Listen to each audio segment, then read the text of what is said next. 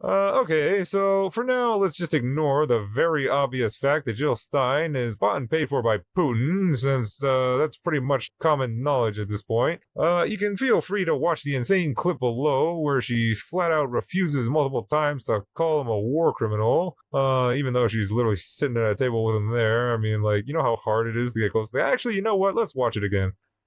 So how will President Stein negotiate with Israel then if you've called Netanyahu a war criminal? Well, because he very clearly is a war criminal. So Putin criminal. clearly isn't a war criminal. Well, we don't have a decision, put it this way, by the International Criminal Court. Yes, we do.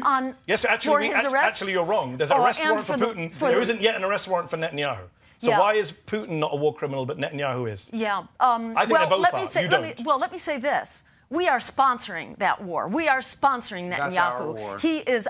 So you called Netanyahu one, which I think he is. Oh, but absolutely. Is Putin a war criminal? So what we said about Putin was that his invasion of Ukraine is criminal. It's a criminal and murderous war. And he's a war criminal who should be on trial. Well, by implication. You're struggling here to say something very simple. This is why people have their doubts about you in Russia. Well, why is Benjamin Netanyahu a war criminal but not Vladimir Putin? Well, as John F. Kennedy said, we must not be afraid to. We must not negotiate out of fear, and we must not. Either you're a war criminal or you're not. Is Vladimir Putin a war criminal?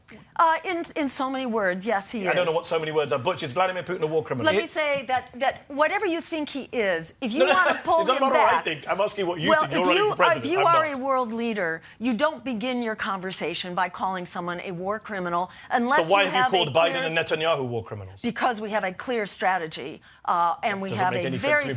Because she's not being paid by Biden or Netanyahu, she's being paid by Putin. But much like her Russian counterparts, it's become increasingly obvious that she's doing everything she can to get Trump elected. Oh yeah, and pocket a fat wad of cash in the process. After all, that's literally all she does these days. Show up every 4 years to grift morons out of their donations to fund a bid for president that she knows damn well she won't win, and then scurries off with everybody's money to live her multi-million-dollar lifestyle for the next 4 years. After all, she raised $7 million on 2016's election recount and was spending it years later. But this time around, they're not even trying to hide what their end goal is. The Green Party literally just admitted their game. The following is video from an event that they held immediately before Dr. Jill Stein walked out on stage. We need to be clear about what our goals are. We are not in a position to win the White House. So this is bad enough, right? Like, they're already just admitting they have no chance of winning, but watch this. But we do have a real opportunity to win something historic. We could deny Kamala Harris the state of Michigan. And the best part, look what reaction it gets. They just try to help Republicans. They know that's what they're doing. They like it. You should not treat these people any different from Trump voters. They share the same end goal, get Donald Trump elected. That is their purpose. That's the entire plan. Just suck enough votes from Kamala and swing states to secure a Trump victory in the Electoral College, just like she did with Hillary in 2016.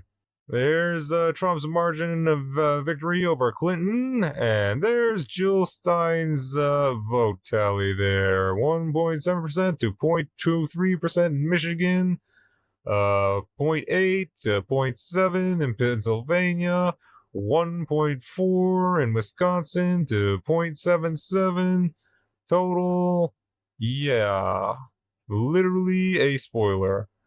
Now, Stein's logic behind this is pretty simple. The Green Party supporters are mainly comprised of uninformed progressive college kids with little to no understanding of geopolitics, which makes it really easy for her to throw on a turban, trot out there, and spit out some bullshit slogans about how the corporate war machine is the reason that they can't afford rent, so she can manipulate these kids out of their lunch money, and more importantly, their votes. Endless war machine that's using up half of our congressional budget. A full 50% of that budget is being spent on the war machine, including much of it to Israel. And that war machine.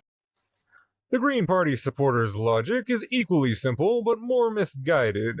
See, because of their severe lack of understanding of geopolitics, they're under the impression that the current two-party system is funded by / funding a series of never-ending wars in the Middle East and abroad. So the way they see it, the situation, particularly in Gaza, can't get any worse under a Trump administration than it is right now. This is blatantly not true for a variety of different reasons. The first being that the majority of their grievances with what's happening in Gaza are a direct result of Bibi Netanyahu, not the Biden-Harris administration, who have tried multiple times to arrange a ceasefire in the region and work toward a two-state solution. Israel may be now launching a limited operation into Lebanon. Are you aware of that? Are you comfortable with their plans? I'm more aware than you might know, and I'm comfortable with them stopping. We should have a ceasefire now. Thank you. So let me say, I have been clear. Now is the time to get a ceasefire deal and get the hostage deal done. The second reason being that Trump has made it crystal clear that he can't wait for Israel to wipe Gaza off the map entirely, and his son-in-law can't wait to fill that void in the map with beachfront property. Under no circumstances shall we bring thousands of refugees from Hamas-controlled terrorist epicenters like Gaza to America. We just can't do it. It's here at home. I will ban refugee resettlement from terror-infested areas like the Gaza Strip.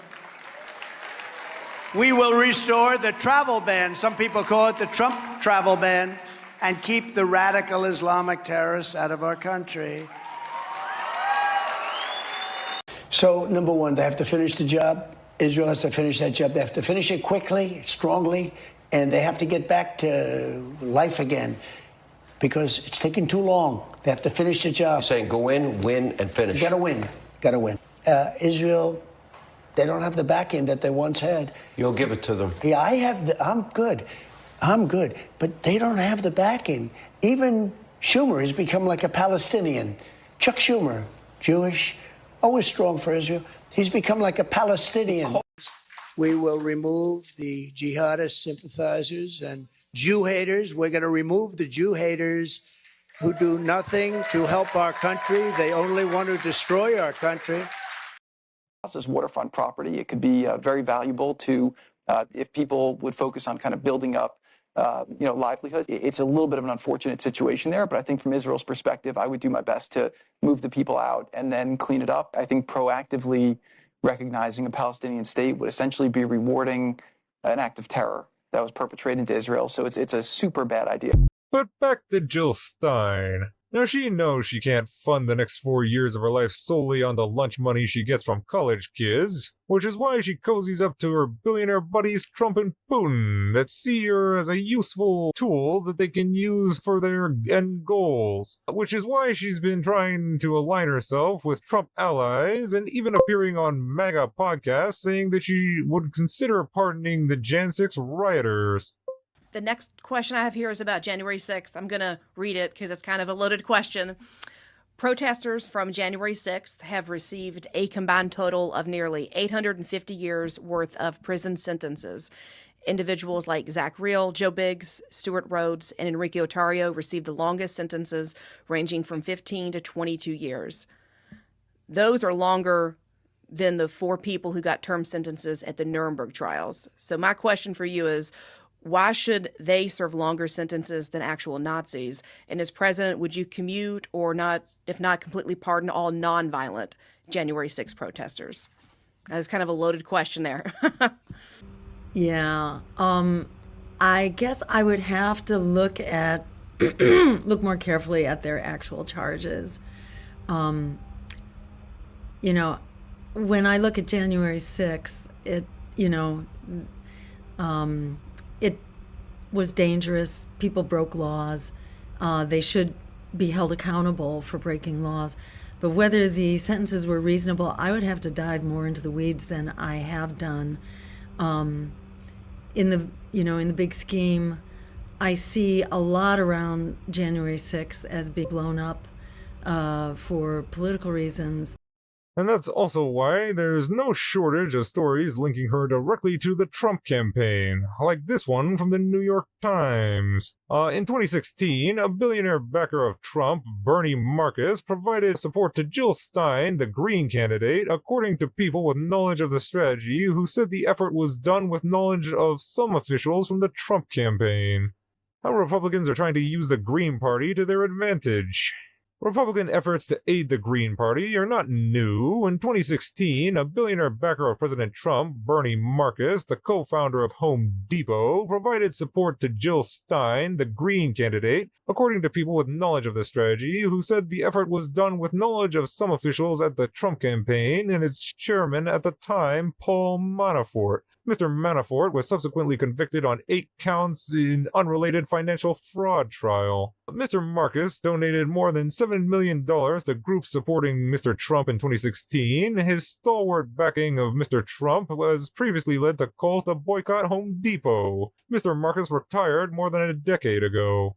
But it seems like the tides may be starting to turn for old Jill the Shill, since less than a month out from the election, her base is starting to realize that things would be way worse for them in Palestine under a Trump administration, as the New York Times reports. Pro-Palestinian Uncommitted group comes out firmly against Trump. Uncommitted, the national group of Arab Americans, Muslim Americans, and Palestinian rights activists that emerged from primary season voters protesting President Biden's Middle East policy, took a big step Tuesday towards encouraging supporters to vote for Vice President Kamala Harris. In the video, Miss Zidane, a Palestinian American, bluntly said a second term for former President Donald J. Trump would be worse than a Harris victory. She detailed how Mr. Trump tilted U.S. foreign policy strongly toward the Israeli government in his first term and floated plans that effectively dismantled any pathway to Palestinian self-determination. The video takes particular aim at Project 2025, the Heritage Foundation blueprint for a Republican presidency that was crafted in part with allies of Mr. Trump, who has tried to distance himself from the proposals, which include eliminating humanitarian aid to Gaza and the West Bank while stifling pro-Palestinian protests at home. The video includes clips of David Friedman, Mr. Trump's former ambassador to Israel, and Jared Kushner, his son-in-law, who have proposed expulsions from Gaza and annexation of the occupied territories by Israel. It also shows a top Trump donor, Miriam Adelson, promising that the former president would pursue the Israeli far-right's policy aims without regarding the world opinion. So although she'll likely never be held accountable for blatantly trying to sell her own country down the river just to make a quick buck, we can at least enjoy her getting called out for being a horrendous leader of her party by AOC of all people. What I have a problem with is the fact that if you are running for president, you are the de facto leader of your party. And first of all, trust me on this. I run as a third-party candidate in New York. I'm also run as a working families party candidate in addition to running as a Democrat. Because trust me, I've been on record that about my criticisms of a two-party system. So this is not about that. But you are the leader of your party. And if you run for years and years and years and years and years in a row, and your party has not grown, and you don't add city council seats, and you don't add down ballot candidates, and you don't add state electeds, that's bad leadership. And that to me is what's upsetting. Because if you have been your party's nominee for 12 years in a row, 4 years ago and 4 years before that and 4 years before that, and you cannot grow your movement pretty much at all and can't pursue any successful strategy, and all you do is show up once every 4 years to speak to people who are justifiably pissed off, but you're just showing up once every 4 years to do that, you're not serious. You're not to me, it does not read as authentic. It reads as predatory. I'm sorry. I'm just saying it. Because as a person, I endorse working families party candidates. I endorse DSA candidates. I take risks, and I endorse even in primaries against Democrats when it's merited. What does this person do to grow power for the... Yeah, I can't disagree with anything there. And the fact that Jill's a shitty leader was hammered home on the Breakfast Club, where things got a bit heated. In 2002, you ran for governor of Massachusetts and you lost. In 2004, you ran for state representative in Massachusetts and you lost. In 2006, you ran for secretary of the Commonwealth. You also lost. In 2010, you ran for governor again, this time against the first black governor in Massachusetts, Deval Patrick. You lost. In 2012, you ran against this country's first black president and you got just less than 0.5% of total votes cast. In 2016, you ran against Donald Trump and Hillary Clinton, losing significantly with 1.4 million votes cast for you, but 0 electoral college votes, which I agree with y'all needs to be abolished. But 136 million people voted. And you lost that election as well. So I want to know what the pathway to victory is for you in 2024. It can't just be... Now, this is the framing of the empire and the oligarchy and white supremacy and colonialism, which wants you to feel that resistance is futile. This is about voter blaming and voter shaming. Let me just No. What you're not going to say is that I'm ever parroting anything at the hands of white supremacy. This is something that's very different. This is me asking you, again, it's a binary choice in an election. I'm just pointing out that these are the talking points. No, it's not the same talking points that the DNC I didn't get my talking uses. This is not DNC talking points. This is my research. And sadly for you, the research says you have never won an election. You have been successful in pushing forward certain agendas as an advocate, but you have never won an election as a candidate. Is that a winning strategy? So in order to win, a journey of 1,000 miles begins with one step. And in this case, it's many steps. Let me point out, please, you need to compare the Green Party, not with those who are taking money from AIPAC and the War Machine and Wall Street. You've got to compare us, excuse me. So it seems like all we can do at this point is take solace in the fact that in 3 more weeks, we won't have to hear the name Jill Stein for about another 4 years when she crawls out of her hole in the woods to be a spoiler candidate in the next election.